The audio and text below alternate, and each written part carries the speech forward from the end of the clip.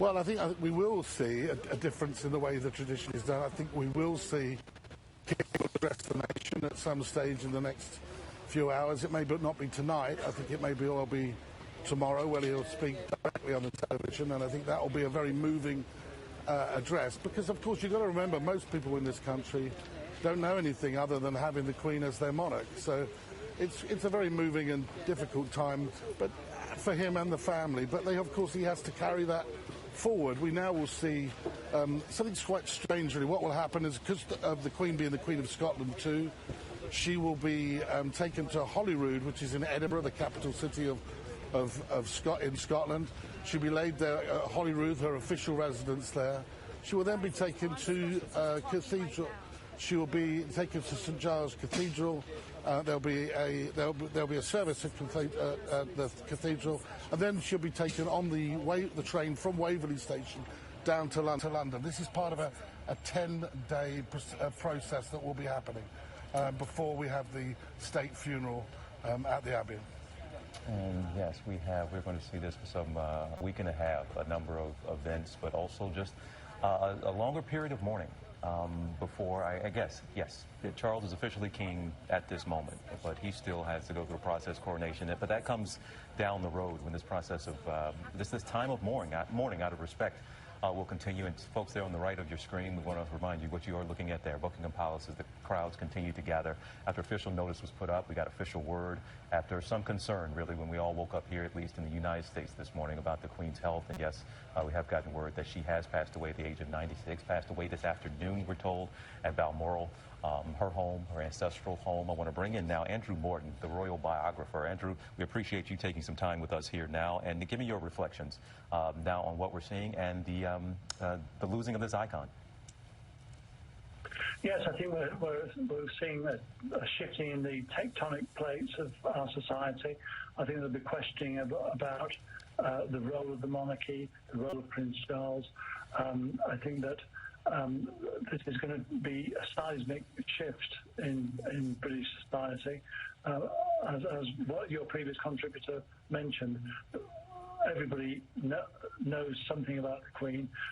Very few people know much about George VI, the Queen's mother, because they weren't around. The Queen has been a pivot point of certainty in an uncertain world. And Andrew, talk a little bit about Prince Charles and now King Charles. We keep, I think I'm the second person to do that now. It's something we're going to have to get used to. But talk a little bit about what he's done, and he's had a lot of time to prepare for this role, where he is headed in terms of where he's going to take this monarchy. Well, he's talked about a slimmed-down monarchy. He's talked about a reformed monarchy. And he is very keen to put those ideas into play. And I remember way back in the 90s, he was rather hoping that the Queen might abdicate and give him a chance. But that's obviously not been the case. He is someone who has been forceful and forthright in his views on architecture, on organic farming, on climate change. He raised those issues, some of those issues, with both President Trump and I think with Biden. So he has been a more political figure than the Queen, but he's also said that he's not going to pursue that kind of potentially divisive issues. Well, we're going to ask you to stand by, Andrew, as we take a look back now, or at Britain's now new monarchy, where we now have a king. It's been 70 years, and certainly no one has waited longer for that role than the Queen's oldest son, of course, King Charles now. He's lived his whole life under a microscope, his every move watched closely, and now he is finally making that move to the throne. And David Muir has the latest on the newest British monarch. The Prince of Wales is king after the longest royal apprenticeship in history. He'll be the best prepared monarch we've ever had, having served so long sort of tutelage under his mother. Even to him, she was Your Majesty in public. But watch her face on her 92nd birthday. Your Majesty, Mummy. In 1952, when Charles was just 3, his mother became queen. His destiny was laid out before him. It was a difficult childhood for Charles. As a young queen, his mother put duty and service above all else. One of the things he talks about is this memory of his mother coming to kiss him goodnight on the nursery floor, wearing the imperial state crown. His mother broke with tradition, as we saw dramatized on The Crown. Prince Charles was the first heir to the throne to be sent to school as opposed to being instructed by private tutors. He was sent away to the same school, I gather, that Prince Philip also attended, and he didn't have the easiest time of it at first.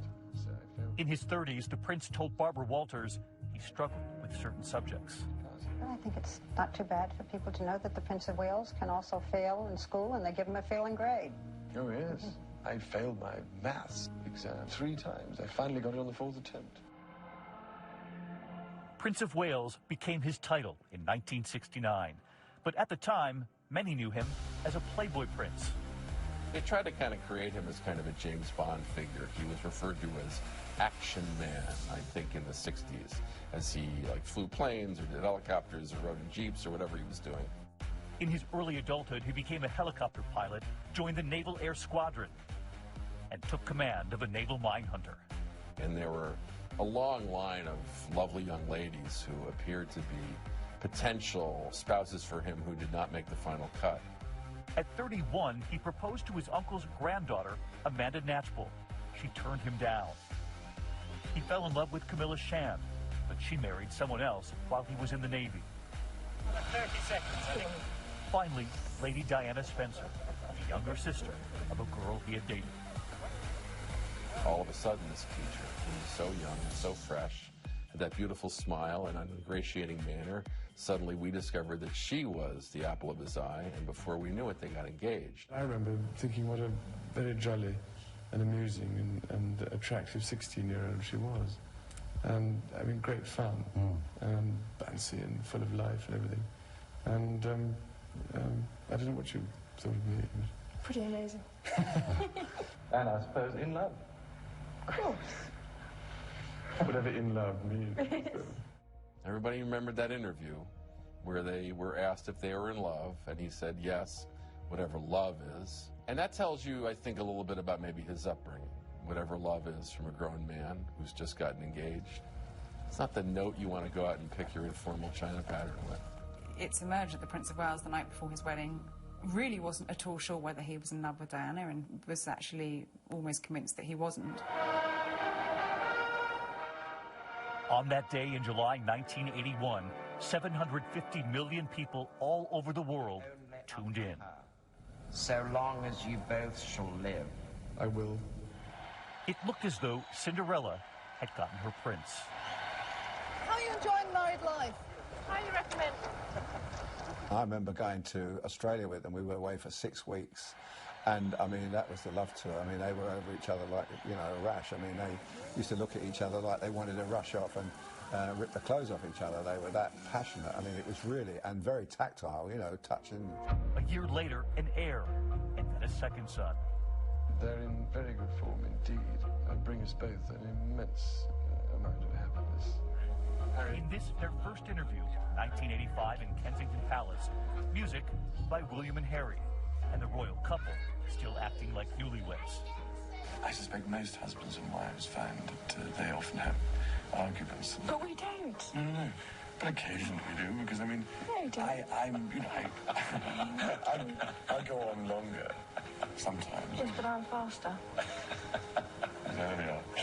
The thing that the British public will always be grateful for is the way she raised her sons, and the love and the affection and the touching and the caring that she imbued them with. They're never going to say whatever love is. They know what love is.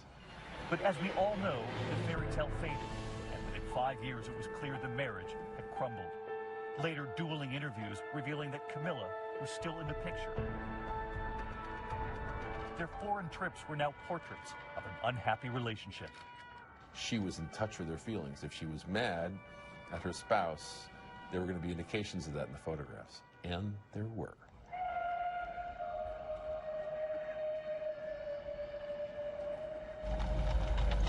The funeral procession is on the south side of the park.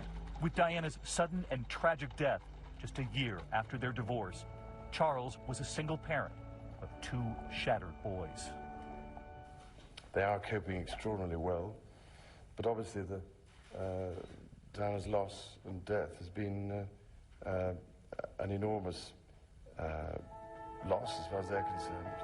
As the years passed, Charles slowly introducing the other woman, Camilla, to the public. Yes, it might have been an affair that rocked the monarchy, but it's endured and resulted in an incredibly happy marriage. Through it all, Charles did hundreds of royal engagements every year, which increased with the Queen in her 90s. By 2016, attending 530 engagements at home and abroad in just 1 year. Duchess Kate on dating Prince William and meeting her future father-in-law. I was quite nervous about meeting William's father, but no, he's very, very welcoming and very friendly. So yeah, it couldn't have gone easier really for me. We've got a new member of our weather team tonight. Watch this visit to the BBC studios in Scotland, noting some weather over the Queen's favourite home, Balmoral. The potential for a few flurries over Balmoral. Who the hell wrote this script? As the afternoon goes on. As Charles now prepares to ascend the throne, what does he do with it? Will it be more striking to us when it's held by a man that we've seen grow up as opposed to Queen Elizabeth? What are the qualities that the British monarchy represents? That's the question that Charles is going to now have to answer. This man is an absolute gem, and we should put our hands together in this country we've got him, because he is, to my mind, he is the next king, no doubt about it. And people are saying, oh yeah, but he won't make a great king. Wait and see. This grandfather, who has spent 7 decades waiting in the wings, finally will wear the crown. It's still incredible to think there is a king now, after all of us have seen our entire lives. We have all known, so many of us, the majority of us, only Queen Elizabeth II. We did show you images earlier. The Queen, just a couple of days ago on Tuesday, met with the new Prime Minister, Liz Truss. That meeting usually happens at Buckingham Palace, but because, no surprise, the mobility issues, she actually went, there it is, and met with the Queen there at her home in Balmoral in Scotland. Liz Truss just stepped out of 10 Downing a short time ago and made comments. We want you to take a listen to those now.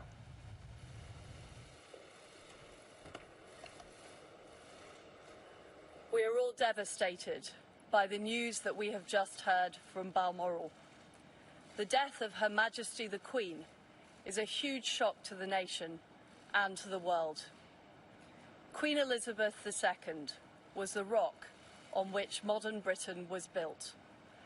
Our country has grown and flourished under her reign. Britain is the great country it is today because of her. She ascended the throne just after the Second World War. She championed the development of the Commonwealth from a small group of 7 countries to a family of 56 nations, spanning every continent of the world. We are now a modern, thriving, dynamic nation. Through thick and thin, Queen Elizabeth II provided us with the stability and the strength that we needed. She was the very spirit of Great Britain, and that spirit will endure. She has been our longest ever reigning monarch. It's an extraordinary achievement to have presided with such dignity and grace for 70 years. Her life of service stretched beyond most of our living memories. In return, she was loved and admired by the people in the United Kingdom and all around the world. She has been a personal inspiration to me and to many Britons. Her devotion to duty is an example to us all. Earlier this week, at 96, she remained determined to carry out her duties as she appointed me as her 15th Prime Minister. Throughout her life, she's visited more than 100 countries, and she has touched the lives of millions around the world. In the difficult days ahead, we will come together with our friends across the United Kingdom, the Commonwealth and the world to celebrate her extraordinary lifetime of service. It is a day of great loss, but Queen Elizabeth II leaves a great legacy. Today the crown passes, as it has done for more than 1,000 years, to our new monarch, our new head of state, His Majesty King Charles III. With the King's family, we mourn the loss of his mother, and as we mourn, we must come together as a people to support him, to help him bear the awesome responsibility that he now carries for us all. We offer him our loyalty and devotion, just as his mother devoted so much to so many for so long. And with the passing of the second Elizabethan age, we usher in a new era in the magnificent history of our great country, exactly as Her Majesty would have wished, by saying the words, "God save the King." And that was Prime Minister Liz Truss just a short while ago, mourning and announcing the loss of Queen Elizabeth II. As she put it, she was the 15th monarch and also the last monarch to be appointed to Prime Minister by Queen Elizabeth II.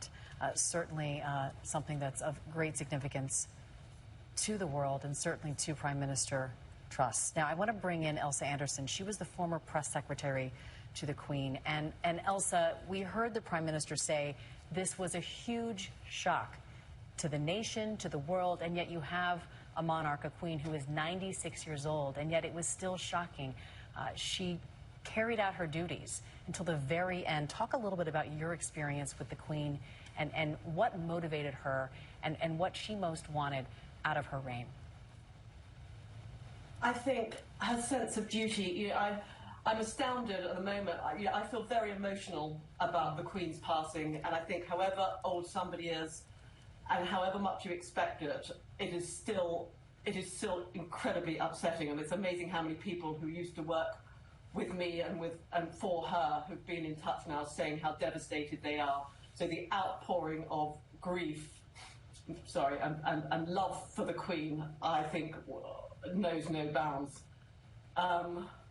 We will not see another female sovereign, certainly in our lifetimes. We have King Charles now, we will have Prince William, we will have Prince George. So the embodiment of female power, that the Queen, I mean, she was an inspiration. She was a leading working mother, an inspiration for me as a working mother. I think the world will take time to come to terms with this. She was the nation's grandmother, she was the nation's great-grandmother, and I think it's going to take time to settle in, to actually to come to accept it. It certainly will for me. Elsa, it's incredible, if I could stay with you here, to listen to you. And like you said, she's 96. There's been so much talk about her health issues, but still it comes as this type of shock. Look, she certainly here in the United States, I think absolutely she is admired, but she is the mother, the grandmother, the great-grandmother to Britain. And I was listening to the Prime Minister a short time ago, Liz Truss, used this word, called her the rock upon which Great Britain was built, and also said she is the spirit of Britain. And that came back to my mind as I listened to you almost try to make it through your answer, if you will, because you all are impacted. The world is going to mourn. But for you, what does spirit of Britain, what does that mean? I think we've not known anything different. It's the continuity. It's when we've just gone through 2 years of a pandemic. We have economic downturn. We have a war with Russia and Ukraine. And she was our constant. She was our rock. She was the person we knew that would not let us down. And I do think that the world is just going to wake up to the fact that she's not there anymore. Not only was she our head of state, but she was a mother, a grandmother, a great-grandmother. She was the Supreme Governor of the Church of England. She was the head of the armed forces. There were so many other facets to the Queen. And it's going to take time for us to realise that what we've been used to has gone. Has gone. And Elsa, we talk about the Queen and her duty and her incredible passion to serve her people. And we see her as a world leader, and we see all that she's done, the rock, yes, of Great Britain, and certainly for so many around the world. But you knew her on a personal level. You were her press secretary. Talk about Elizabeth, the woman you knew and loved and served on a personal level. I'd love to hear your reflections and maybe some of your fondest memories of Queen Elizabeth II. I think her kindness, I think her amazing ability, even after being on the throne for 70 years, she could still find something on a pretty, maybe fundamental engagement, something pretty standard. She will come back and she will stand there and say, did you hear that little boy say something about his teacher? Or did you hear what the professor said? Or, there was always something. There was always something that the Queen would find that was interesting and new, even after 70 years on the throne. So I think that was remarkable. Her sense of humour, her kindness. We would all get a gift at Christmas.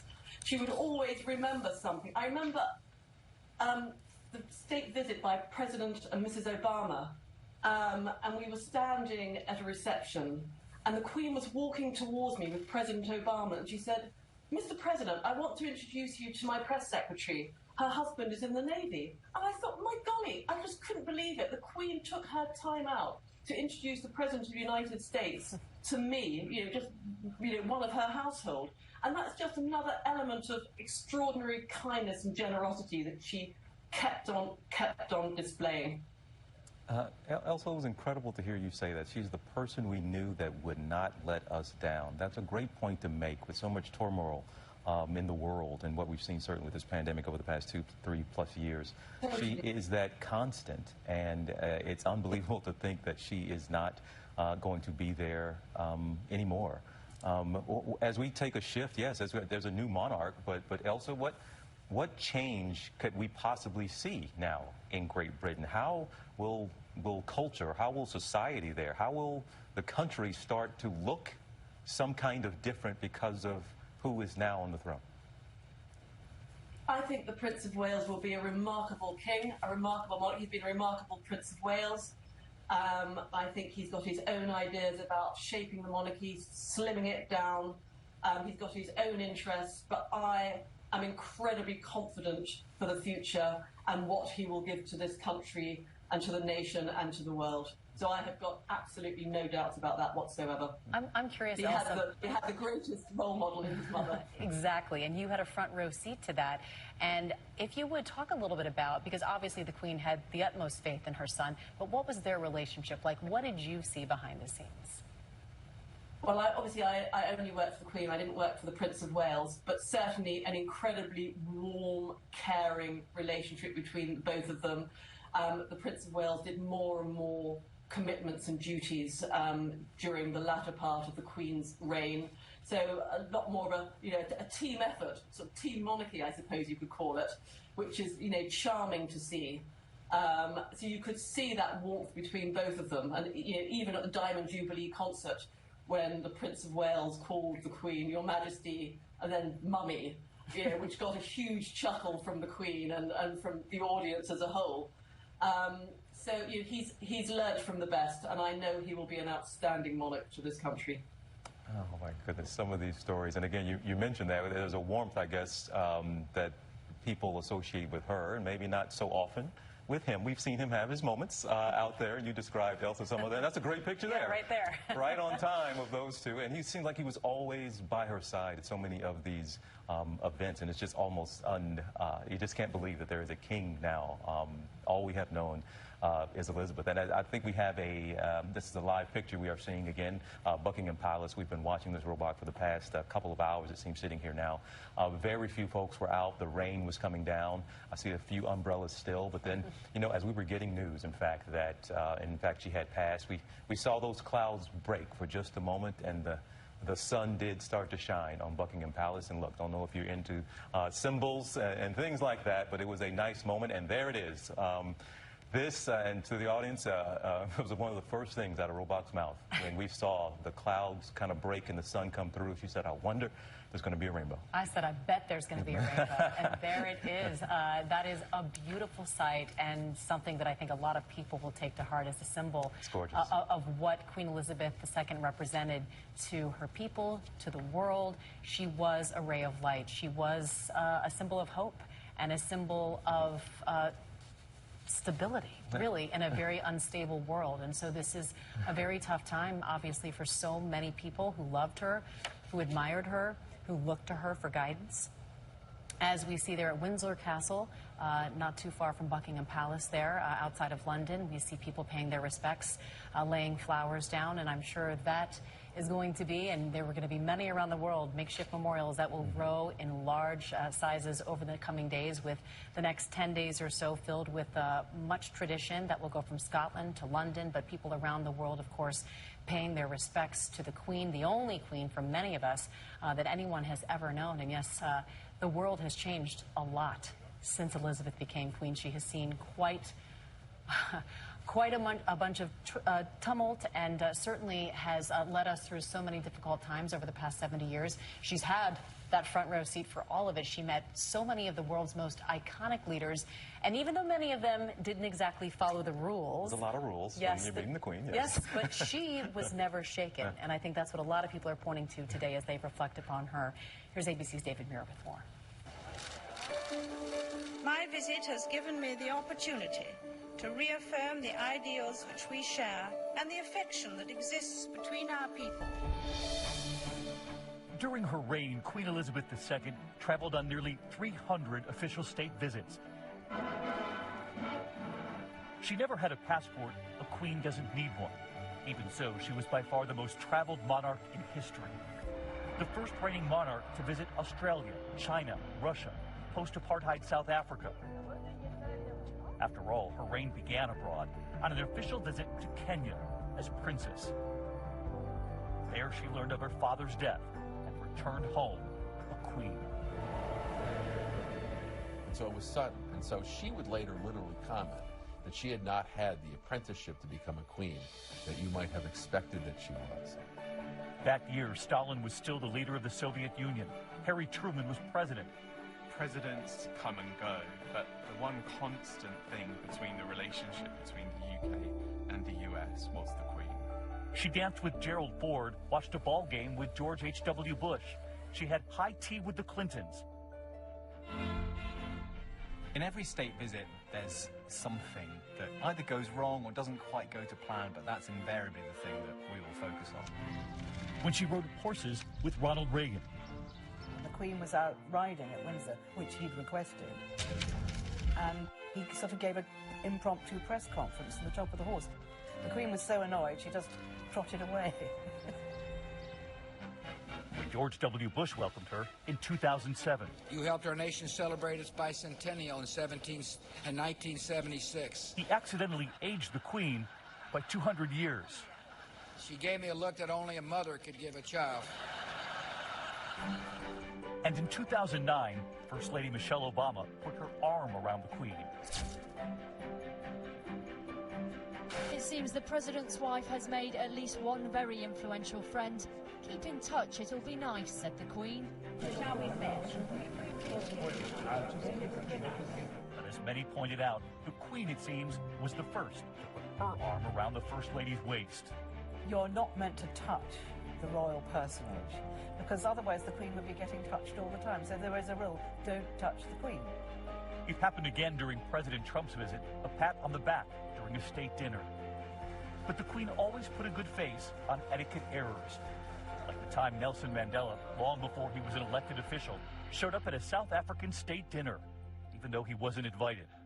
He was there with his entourage, and the Queen said, well, I think he should join us, don't you? And this is before he was President Mandela. They ended up, by many accounts, great friends. Nelson Mandela, it's been said, didn't call her Your Majesty. He called her Elizabeth. The Queen hosted her share of controversial state visits. The Shah of Iran, Vladimir Putin, Syrian President Bashar al-Assad. And through it all, the Queen did not offer her personal opinions of those leaders. part of the royal job, if you like, is to put on the state visit, and it doesn't matter at all what the Queen thinks of the person. People will be invited here because there's a need to have important discussions with those politicians, with those leaders. President Trump's visit was greeted with protests in the streets. During his visits here, he'd had Twitter wars with the Mayor of London, but in the presence of the Queen, he was somewhat docile. He almost seemed somewhat enamoured with her. So even a character like Donald Trump coming to Britain was, I think, a little disarmed by this diminutive woman in her 90s. The Queen was our soft power, and it will be very interesting to see how Prince Charles navigates that. She was going to have the conversations. She was going to go to the countries that wanted to see her. You know, she was going to go on those trips. She was going to do it. Whether she enjoyed it or didn't enjoy it, it was going to happen. It's impossible to know the breadth of her influence, but she played on the world stage longer than anyone else. And perhaps her visitors were just as starstruck meeting the Queen as her subjects were. She has always been a strong supporter of good relations between different cultures, between different groups, between different races and different religions. It's one of the things that I think her reign will be remembered for. And those are some incredible moments to look back on. Again, with some, it's funny. There are so many rules when you need to follow the rules. Yes, you do. But not everybody does. Yeah, but some can get away with that, and some can't. And she seemed to actually reciprocate at times. And she, like you said, going into that piece, she was never shaken in all of those moments. We do know there is a king now of England, King Charles. He has chosen King Charles III. That is officially what he is going to be known as from this moment on. And just a short time ago, we did get a statement. It's the first time we're hearing from the son of Queen Elizabeth II. Yes, Prince Charles III, putting out a statement saying, "The death of my beloved mother, Her Majesty the Queen, is a moment of the greatest sadness for me and all members of my family. We mourn profoundly the passing of a cherished sovereign and a much-loved mother. I know her loss will be deeply felt throughout the country, the realms, and the Commonwealth, and by countless people around the world. During this period of mourning and change, my family and I will be," he goes on to say, "comforted and sustained by our knowledge of the respect and deep affection in which the Queen was so widely held." Again, that's from Prince Charles just a short time ago. King Charles. Oh. See, you did it too. How long is it going to take us? It's going to take us all a moment here. But yes, King Charles' statement, we're getting there. And again, we talk so much about the Queen and what she means to people, not just there in Great Britain, but and around the world. But you got to remember, this was a mom. Yeah. Somebody lost a mom, a grandmom, a great-grandma today. That's right, and certainly her loss has been felt around the world. But as you mentioned, her family now, the beautiful thing was able to get there to Balmoral to be with her as she passed this afternoon. Of course, we received word 7:30 Eastern time here that her health was failing, and that was the first warning sign that perhaps something very significant and serious was happening. Then we heard word that members of the royal family were all headed there to Scotland, to Balmoral, and they were able to be with her by her side. And it was just around 6 p.m. local time there in London where we got the official word that Queen Elizabeth II had passed away peacefully. Now, we do have our Robert Jobson there, a royal editor of the London Evening Standard, and he has, of course, been following the Queen for many, many years. And Robert, I know we just spoke of this. You know, we're talking about the great loss the world is feeling, that people there in Great Britain are feeling, but certainly the man who is now king is not only taking on this monumental task, this role that he's been prepped for and been preparing for all his life, but he's also mourning his mother at the same time, Robert. Well, someone tell me what the question. I've got no... It looks like Robert cannot hear us. He lost his audio, and we will try to check back in with Robert in just a bit. But as we watched just some beautiful moments where so many people there in London coming to pay their respects. This is at Windsor Castle, I believe, which is just outside of London. And of course, we're seeing some of those memorials, people paying their respects, growing in large quantities there at Buckingham Palace, too. You can see there. And so many people will continue to show up. They braved the rain, some of them, and now much better weather. But certainly people there just to witness history and to pay their respects to the woman who has been queen for 70 years. And as we were talking a moment ago, so we're going to see those memorials continue to grow in many places, really around the world. But then just to see a little boy, he couldn't have been more than 5 years old, walk up there and put flowers down at that memorial. It's incredible to see. She has spanned really generations. This is the only queen that most people in the world have known, the Queen of Great Britain. And look, the statement we put out, and I think we have Jobson back, Robert Jobson, our contributor here.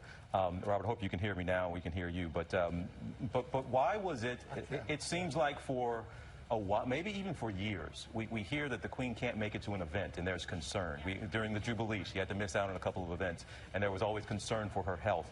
But tell me why it was such a big deal for so many when the statement came out earlier this morning that the Queen's doctors are concerned for her health and have recommended she remain under medical supervision. Some have even said that was unprecedented, and we knew that something was happening. Well, absolutely. The word concern was the reason. The very use of the word concern has not been used before. The reality is that for me, it said everything because it showed the doctors were ready, prepared to put out that statement. The palace never does a running commentary on the health of the Queen. They would just say if she was going into hospital or not. So the word concern from doctors put everyone on alert, particularly people that have been following this for as long as I have over the last 30 years. And Robert, before we lost your audio there, I had asked you about now King Charles III.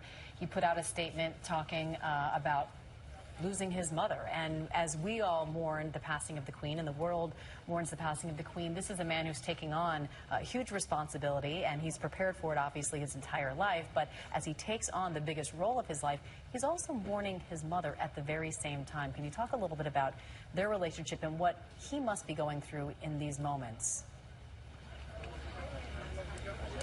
Well, it takes quite a man or a woman to do this. You know, at the moment you reach your destiny as becoming the monarch of a country, you know, you're dealing with also losing your parent, as he is as well. But he's announced that he will be known as King Charles III, and there was some speculation that he would honour his grandfather, become George VII, but it looks like that's now been confirmed.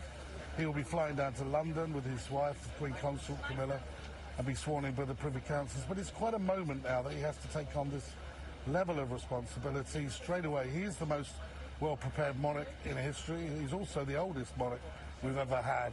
And so really we are in a period of transition in this country. And I'm sure the role of Prince William, the Duke of Cambridge, and now the Duke of Cornwall as well, as he will be, will actually play a very important role in this transition to the next stage in this 21st century monarch. We've been so used to having just the Queen. I mean, she really is someone who's universally like the Queen of the world, if you like. But she's no longer with us, so now we have the King. Well, Robert, you said he's the most well-prepared, maybe in history there. But what about popular? He has gone through scandal for decades in a lot of ways, and certainly you think you would argue he has done a lot for his public image over the last number of years. But is the public there certainly ready to embrace this king in with that same type, not the same type, but some degree of affection? Yeah, I think there will be a lot of affection for the Prince of Wales. Certainly in recent years, he has supported the Queen admirably. He's been at her side when necessary. He's stepped up to the plate to help her and to represent her where possible.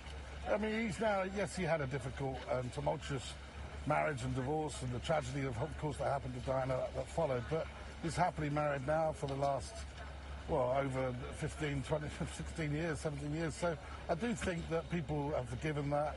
They'll look at him now, approaching his, he'll be, you know, he's in his mid-70s, coming 73, 74. So, you know, he's got a chance to sort of stamp his authority on his reign. He will make, I think, a slimmed-down monarchy. He'll make it more cost-effective, but it'll have its own way. I think he's a man, when I've spoken to him, and I've travelled around the world with him and written a book about him, he's somebody who believes wholeheartedly in leadership. He's somebody who I think is a great convener of people, and I think he'll make a great statesman, particularly at a time when the world needs a statesman when it comes to climate change and all the problems of sustaining our planet. So I think he'll be a very vocal king, and I think he'll be a very well-respected king. Well, Robert, we appreciate your commentary. We're going to be checking back in with you. But in the meantime, we want to go to our Mary Bruce, because obviously the Queen has had relationships with leaders all around the world, and with our president, indeed, President Biden. And he has made a statement on the passing of Queen Elizabeth II. So, Mary, go ahead and let us know what President Biden had to say. Yeah, the President, Amy, has just released a paper statement remembering and paying tribute to the Queen. I want to read to you from part of this. He described her as more than a monarch, saying she defined an era, describing her as a steadying presence and a source of comfort and pride for generations of Britons. He says she always led with grace and unwavering commitment to duty and the incomparable power of her example. Biden going on to say she elevated the cause of liberty and fostered enduring bonds that helped strengthen the Commonwealth. Also described her as a stateswoman of unmatched dignity and constancy, which deepened the bedrock alliance between the UK and the US, noting that all told, she did meet with 14 American presidents. And the president also looking ahead, saying he looks forward to continuing a close relationship with the King and the Queen consort. President Biden concluding by saying he sends his deepest condolences to the royal family, saying that they are not only mourning their queen, but their dear mother, grandmother, and great-grandmother. Biden concluding by saying her legacy will loom large in the pages of British history and in the story of our world. I think it is worth noting that President Biden last met with the Queen last June. It was actually her first meeting with a world leader after the passing of her dear husband. And President Biden first met with her in the early 1980s. He was, of course, one of many, more than a dozen American presidents that she met with. And we are hearing from some of those other presidents as well. President Obama and Michelle Obama also putting out a statement saying that she was a reign defined by grace, elegance, and a tireless work ethic, defying the odds and expectations placed on women of her generation. The Obamas also noting that despite the many roles that she held, that she wasn't afraid of also showing a bit of humor, referencing, of course, that moment at the Olympics where she was willing to play along in that comic sketch. And we also are hearing from President Jimmy Carter offering his condolences, saying that her dignity, graciousness, and a sense of duty have been an inspiration, and we join the millions around the world in mourning a remarkable leader. Flags will be lowered here in the nation's capital. Nancy Pelosi announcing that earlier today. The Speaker also offering her condolences and noting what a remarkable example she was able to offer for women, young girls and women around the world. Words of high praise from one powerful woman here in the U.S. to another. And I think for so many, of course, as we have watched so many American presidents and leaders have such a close relationship with the Queen has always, for I think Americans, been such a symbol of the enduring relationship, of the remarkable close ties between the U.S. and the U.K. And that is something, a constancy that we have seen reflected in all of the statements that are now coming in. Certainly is. Mary Bruce, we appreciate it. I love among the comments that former President Obama said about the Queen. He said, we were struck by her warmth, the way she put people at ease, and how she brought her considerable humor and charm to moments of great pomp and circumstance. She really did put people at ease, no matter who you were. So that's another constant theme we're hearing about anyone who got to actually meet, know, and love Queen Elizabeth II. That's a great point you make, because there's so much pomp and circumstance and formality to those events, and she was the one that usually broke the ice and made everybody know it's okay. And this incredible picture now that we're getting into the evening there in London, but Buckingham Palace, that crowd continues to grow and grow, and we can imagine it will be that way throughout the night. But we are watching, of course, these makeshift memorials, which will continue. We have our Victoria Murphy, who was there outside the palace now. Victoria, we have watched this crowd grow over the past couple of hours now. Give us a sense of maybe people you're talking to, the tone, the mood. We can only imagine that.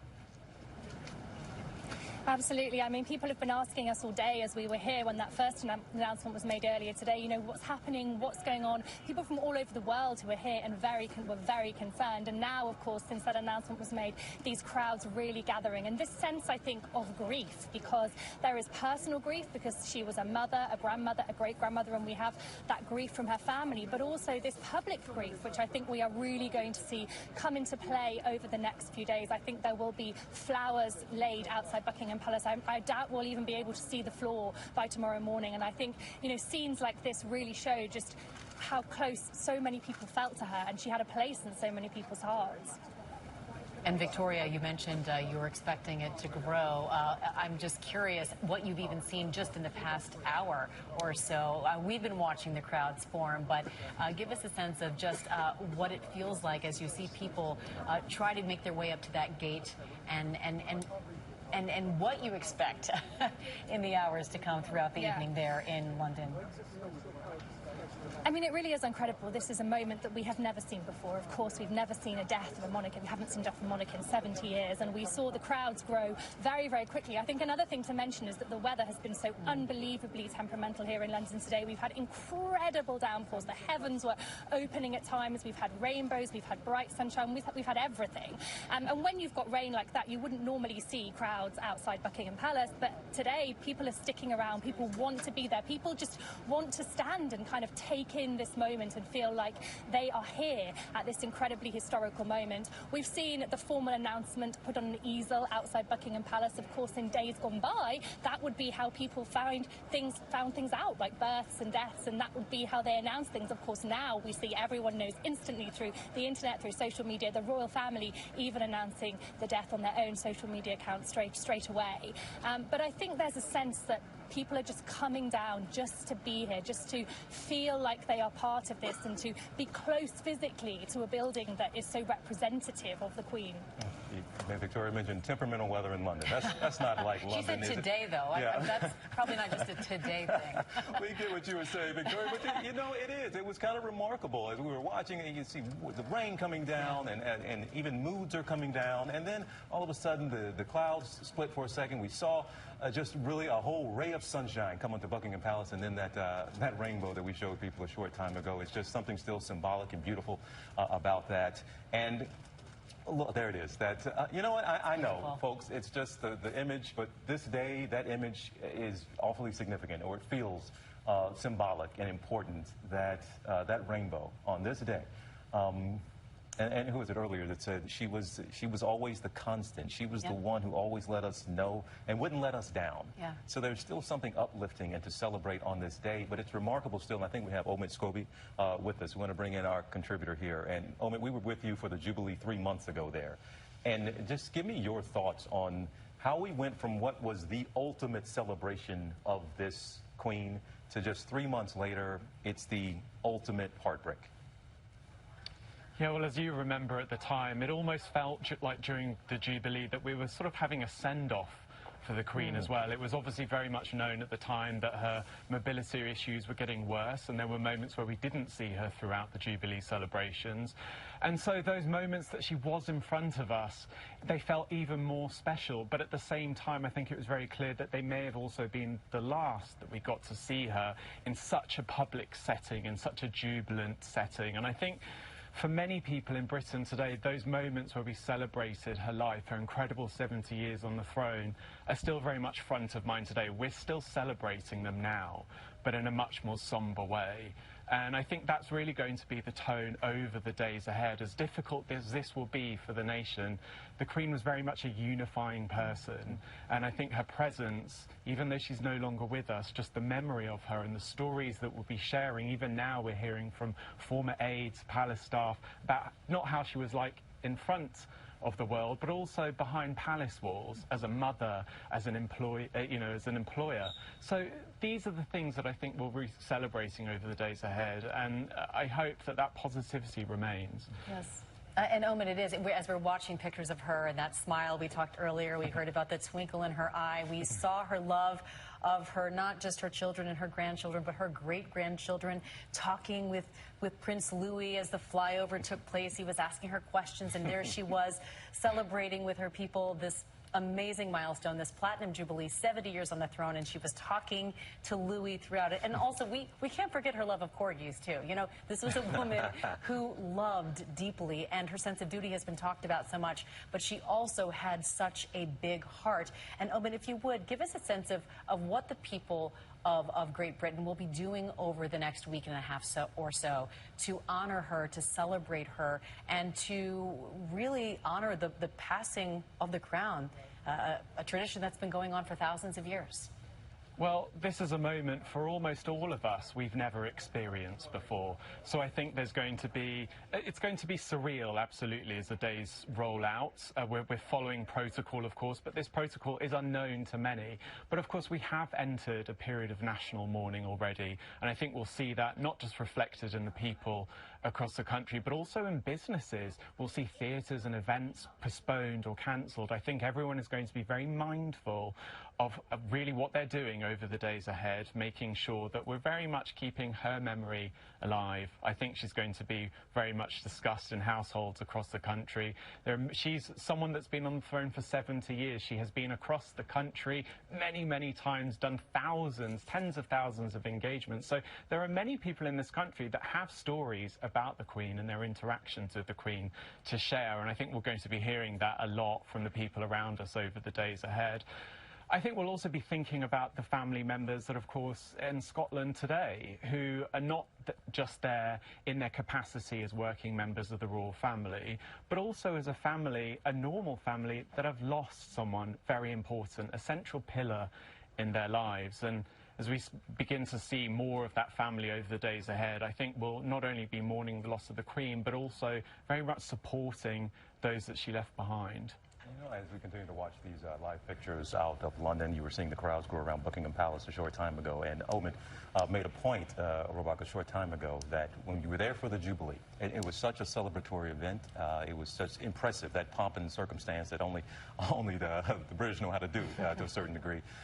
But you were there, and Omid said you had a sense that this was some kind of a send-off. You know, this might not, this might be it, even though she came to some events and she was great, but he made that point that you took those moments in a little more and appreciated them more when you did see her. And we were there. We were right there doing live broadcasts. And the moment she came out on that balcony, and the crowd goes crazy. And we're sitting there as Americans still getting chills, because when she steps out, there's still something always so unifying about her. And you're seeing and appreciating that maybe this is that kind of send-off that he was talking about. And I'm sorry to ask this on the air here, but if we can, you've been talking about little Louis, right? Yes. Prince Louis. If we can find that video that we have been referencing here, it might have been one of the, if not the highlight of the entire Jubilee celebration, to see her interact with little Louis. All he knows, this is great grandma, all right? And he's up there having a good time, and it was just a wonderful, beautiful moment, Robak, that they talk about that warmth and her sense of humor, and her being a family member first and the head of a family. That was a great display of it with her little great-grandson. It certainly was, and it speaks to her passing the crown over to her son. You know, this is something she's been preparing herself for, the country for, and of course her oldest son for, now King Charles II, the third, King Charles III. And it'll take us a minute. Yes, to get that I know. Right. At least I didn't say Prince. We got the King part right. Omid, talk a little bit about what King Charles has been doing over the past few years. As we've seen the Queen's health deteriorate, we know even at that Jubilee, as celebratory as it was, she had to scale back some of her activities. She had mobility issues. She wasn't able to do all the things she normally did. And we saw now King Charles and her grandsons, Prince William, take up some of those duties, as they have been slowly doing over the past few years. But talk a little bit about King Charles II and where he's going to be taking the monarchy in the next several years. Of course, this is a man that has been preparing for a role for longer than any heir that we have ever known. And he's not only had an incredible role model in front of him, but he's been able to watch the monarchy evolve and learn from that. And I think his eyes is very much focused on the future of the firm, ensuring that it moves with the times, that it modernizes. This is a man that has always been involved in progressive issues. He's very much part of, I think, culturally in the UK, intermingling with people of all different backgrounds and faiths, and shown a real interest for every corner of the country. And I think that will really be felt as he steps into that role as King Charles III. But of course, we have seen him step up into this sort of quasi-king role in the months and years leading up to today. Of course, as the Queen's physical abilities have fallen, we've seen him really step into that role. Of course, recently with the opening of Parliament, that was a time that was not only incredibly important for him, but I think a sign to all of us that things were changing very rapidly. And so she leaves very big shoes to fill, but we have someone that's very keen to fill them. Charles idolized his mother, and I think that his reign, though it will be short, will be very much focused on keeping her legacy alive, but also establishing one for himself. And that makes it a very unique role as a king compared to anyone else we've seen before. That is incredible to think. Oh, we appreciate you, as always, to continue to watch these pictures. It's nighttime now in London. It's been a couple hours now, several hours, really all day. There was, for most of the day, around lunchtime, when there was a statement out about concern about the Queen's health. And now we got word just a short time ago that, in fact, Queen Elizabeth II has died at the age of 96. Someone who was there with us, of course, Robach, during the Jubilee, that very celebratory time, someone who knows her very well. We're talking about Alistair Bruce. Alistair, we are on the line with you here. We know you've known you know the royal family, you know the Queen in a way that most people have never had the privilege of getting to know. So let me just get, this is the first time we've had you here on the air with us after getting the news about her death, but let me get your initial thoughts and reflections and feelings on the passing of the Queen. I'm so immensely proud of her life and what she achieved. She promised, age 21, that she would dedicate her whole life, be it long or short, to the service of the people who were part of what was then her father's empire. And her life was long, and she did just that. She served entirely right to the end. And those of us who knew quite what a summoning of courage it took for her to do some of the things in the latter stages of her life, to see her bolt upright and ready to receive her 15th head of government as Prime Minister, when Liz Truss walked into Balmoral, to see her bolt upright for that was just a reminder of how she has dedicated herself to the service of the nation and put herself last throughout. And now we have a new king. And with the monarchy, it's an extraordinary thing. It transfers so immediately that for the new king, who with his brothers and sister are reflecting upon the loss of their mother, he also has now to go to her desk and find the boxes that she hadn't completed as sovereign and pick them up and get on with the business of being head of state. It's an extraordinary position for the new monarch to be in, to carry on this tradition of over 1,000 years. But the king couldn't have a better example than Elizabeth II. And Alistair, we've heard so many people, although we knew the Queen was 96, that she was in declining health, she had mobility issues, but we still hear so many people today talk about how shocking it is that the Queen is no longer with us, that she passed there at her Balmoral estate, her ancestral home, earlier today. But talk a little bit why it does feel so shocking, even though, of course, intellectually we all knew it was inevitable, if not coming in the years to come. Talk a little bit about the shockwaves that her death has caused for so many people around the world. Well, all of us know that every one of us will one day die. But I think the extraordinary thing about the Queen is that she reached well beyond the shores of her own realms and became known around the world as a figure of stability, continuity, and in the way that a much-loved grandparent is reassuring to us all by being around and being there. We all remember the loss of a much-loved grandparent or grandfather, and I think that the Queen has become the possession of so many people. And it is in that shock, whether people cared for the idea of monarchy or not, or whether they thought that things were right or wrong with Britain or with the world or with our history. They saw in this very simple and at times frail elderly lady a great humility and an absolutely clear and transparent sense of service. And I think that was quite endearing. And even people who were the most ardent critics of the institution still had profound respect for her. And in her death today, we lose someone who did illuminate some of the best of life to many people. And I think that, you know, she did span a period of comparative peace. And it's sad that her death comes at a time when the swords of war are rattling again, much as they did during her childhood when her father was king and just before she became queen. So I think, in a way, we're all a little unsettled in the world.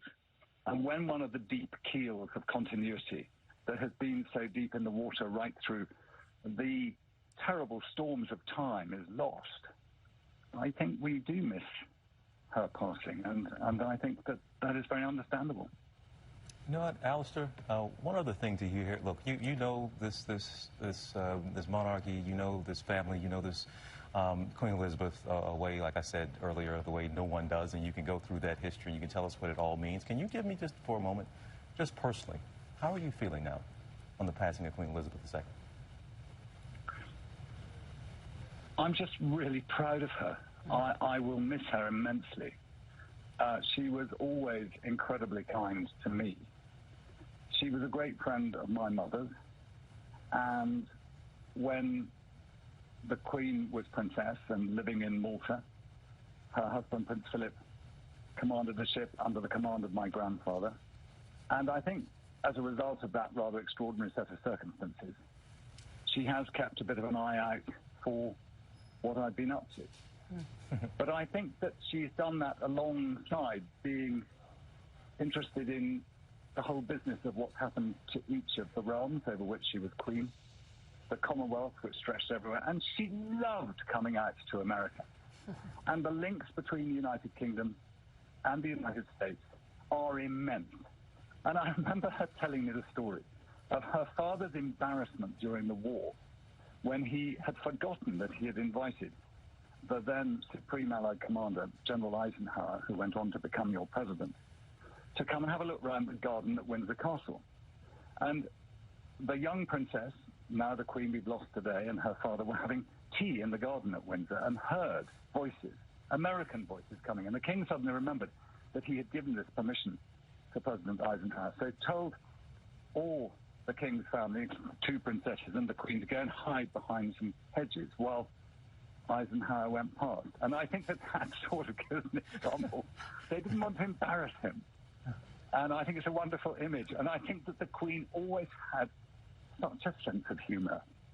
And if you did see the picture of her waiting for her last Prime Minister to come and to invite her to form a government, in the minutes before the Prime Minister came in, the photographer was just standing there, and the Queen had a little conversation with the photographer. And it's just the way she always put people at their ease, always smiling, and actually with quite an impish smile, always quite a girlish look at the world. And I think that was terribly endearing. It certainly was to me. It's pretty remarkable to hear you talk about 96-year-old Queen Elizabeth II with a girlish smile, but you did, that is something that just translated, no matter what photo you were looking at, or if you got to see her in person, if you had the honor of doing that as well. That smile was so heartfelt and so real. And I love hearing the stories of her being a little girl, and just to think that she was in any way interacting with Eisenhower, you know. And then just a few days ago, yes, appointing Liz Truss, her 15th Prime Minister of the United Kingdom there. It's a remarkable story at what she's been able to see and witness, and then what she's been able to reflect back to all of us. You know, it's incredible. Alistair, as we're at the top of the hour here, many of you may be joining us for the first time, but certainly if you have heard the news. In fact, the Queen Elizabeth II has passed away today. We got word that she passed this afternoon. In fact, this afternoon at her home, the Balmoral Palace in Scotland. We got the earlier word that, in fact, that her health had taken a decline. Again, some of the folks who've been watching, the royal watchers, know the palace doesn't put out a statement like that. They knew something was absolutely wrong when they said the doctors were concerned. But so many stories we've been hearing, so many of these live pictures we have been seeing. This crowd continues to grow. It will continue to grow overnight, as you can imagine. This is outside Buckingham Palace, but they did post the official word a short time ago that, in fact, yes, the Queen has passed 70 years on the throne, the only monarch most people in the world have ever known of Great Britain. And Roach, so many people know, have been, look, she's a part of pop culture, no doubt. And we got, in fact, a statement, all things from Mick Jagger.